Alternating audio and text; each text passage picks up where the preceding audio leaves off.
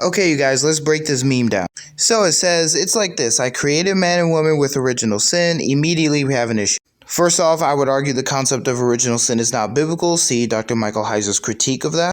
But even if it was biblical, the idea in Christian theology is not that God created it. I don't know what exactly the next sentence is referring to, but let's just take the flood, for instance. The flood did kill people who were committing terrible sins, but those sins were physical violence, and depending on your interpretation of Genesis 6, the whole fallen angel giant issue. It continues, then I impregnated a woman with myself as her child so that I could be born. This is false. Jesus did not impregnate himself.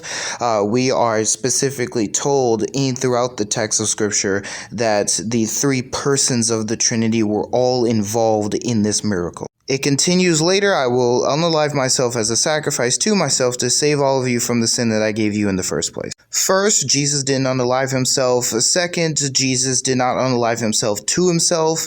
That was a sacrifice to the Father. And Jesus is not saving us from the sin that he created. He is saving us from our sin. This is a disrespectful misunderstanding of Christian theology in the Bible. If you want to engage in these kinds of conversations, you have to steel man, not straw man and disrespect the other person's position, Christians and atheists alike.